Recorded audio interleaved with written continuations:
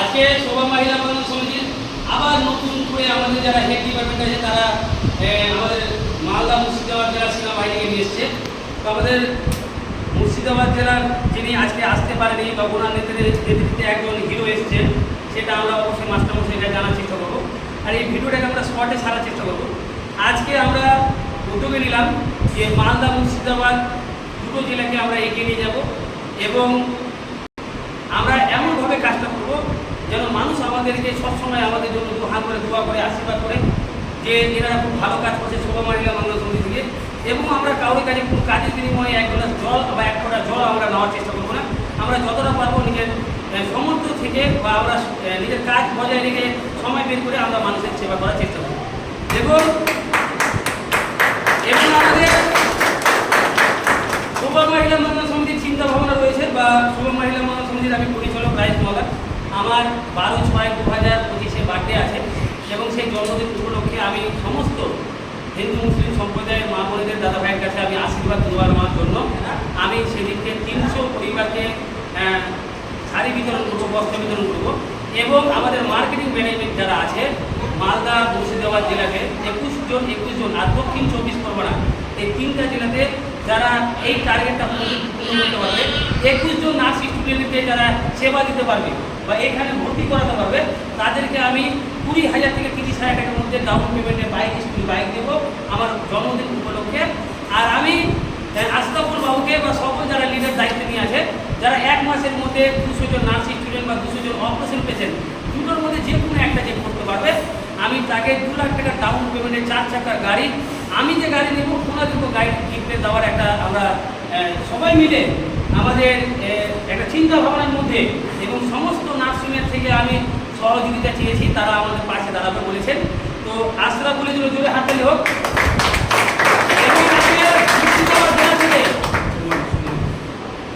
এবং কাছে নিয়ে আসতে পারবো মোবাইল থেকে। তোমার ভাই আপনাকে এসে কেমন লাগলো আজকে? আমাকে এসে খুব ভালো লাগলো। আমি যে এলাম, আমি অ্যাকচুয়ালি স্যারকে ফোন করে এসেছিলাম। আমি মার্কেটিং প্রথম থেকেই করি, কিন্তু এখানে এসে যে মার্কেটিংয়ের যে একটা চিন্তা ভাবনা, কী করে পরিষেবা দিতে হবে, কী করে সাধারণ মানুষের পাশে থাকতে হবে, কী করে free medical camp, free eye camp এবং আদার্স যেগুলো আপনার সুবিধা আছে কী করে প্রোভাইড করা হয় শোভা মহিলা সমিতি থেকে, সেটা এখানে জানলাম। এবং আমি খুব নিজের মন থেকে উৎকৃষ্ট হয়ে বলতে চাই যে আমি এই কাজে অ্যাক্টিভ হলাম এবং আমি আরও 10 জনকে বা আদার্স। এবং আমার সুমন ভাইকে যিনি পাঠিয়েছেন উনি আজকে নাই উপস্থিত। তো আমাদের মাস্টার মশাই, হ্যাঁ হ্যাঁ, আপনার নাম কোথায় এসেছেন? তো আমাদের একজন দাদার বয়সে, গুরুজন বয়সে, তো আপনাকে এসে কেমন লাগলো এখানে?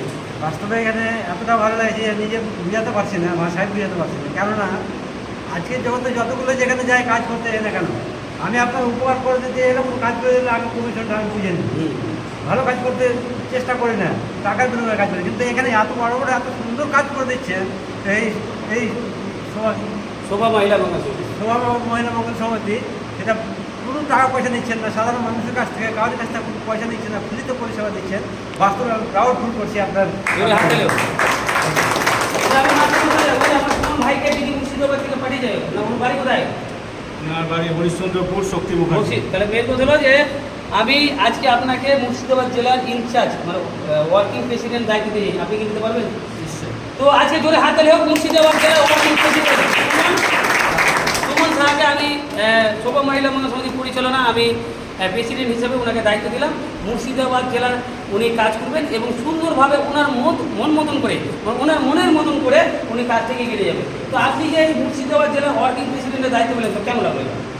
আমি এই দায়িত্বটা পাওয়ার জন্য শোভা মহিলা মঙ্গল সমিতির সমস্ত কর্ণাধর এবং সমস্ত স্টাফকে নিজের আন্তরিক শুভেচ্ছা ও ভালোবাসা জানাচ্ছি এবং অনেক অনেক ধন্যবাদ আমাকে এই সম্মানটা দেওয়ার জন্য। আমি এই সম্মানটা রাখার নিজের মন থেকে চেষ্টা করবো এবং আমি রাখবো। জোরে হাত তালি বেটা।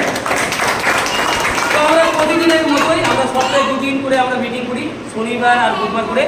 তো আমরা হেড ডিপার্টমেন্টে একটা দায়িত্ব দিলাম, বুধবারের মধ্যে যারা এই টার্গেটটা পূর্ণ করতে পারবে তাদের জন্য একটা গুড নিউজ, তাদেরকে আমরা ইউনিফর্ম ড্রেস আমরা দেবো এবং সাধারণ মানুষের যারা উপকার করতে পারবে, হয়তো ফ্রিতে অপারেশনের ব্যবস্থা যারা করে দিতে পারবে 5 জনের বা 5 জন নার্স স্টুডেন্টকে যুক্ত করাতে পারবে তাদেরকে আমরা সমস্ত ড্রেস আমরা গিফট করবো, জুতো থেকে ড্রেস পোশাক থেকে সব কিছু, এবং তাকে আমরা হেড ডিপার্টমেন্টে আমরা নিয়ে যাবো। 10 তারিখ থেকে 14 তারিখ পর্যন্ত টার্গেট থাকলো, যারা আসতে পারেননি তারাও আপনারা এই মিটিংয়ে অংশগ্রহণ করলেন, এই ভিডিও দ্বারাই আমরা আপনাদেরকে সামিল করলাম। আপনারা কাজটা সুন্দরভাবে করবেন আর এগিয়ে নেবেন।